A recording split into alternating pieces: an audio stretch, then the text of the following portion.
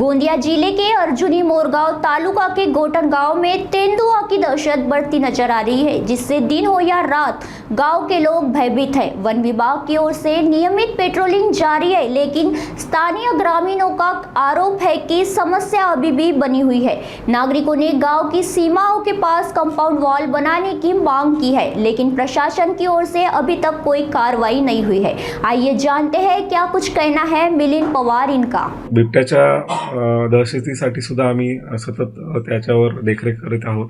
त्यासाठी सुद्धा विशेष पथकाचे आयोजन पथके नेमलेली आहेत आणि ज्या गावामध्ये बिबट्यांचा जास्त प्रमाणात वावर असतो त्या गावामध्ये आपण जनजागृती करत असतो वन विभागामार्फत, जेणेकरून कोणतीही जीवितहानी होऊ नये। गावकऱ्यांचा आरोप आहे की आपण तिथं उपाययोजना करत नाही असा आरोप करत आहेत, काय सांगा? नाही, वन विभागामार्फत आणि वन परिक्षेत्रामार्फत संपूर्णपणे आपण वन विभागामार्फत ज्या ज्या गावांमध्ये तशा कॉन्फ्लिक्ट आहेत, जेथे बिबट्याचा वावर आहे, तर अशा गावांमध्ये आपण मोठ्या प्रमाणात जनजागृती करत असतो आणि सोशल मीडियाद्वारे सुद्धा आपण नागरिकांना सतर्क राहण्याकरिता वारंवार सांगत असतो, सातत्याने सांगत असतो।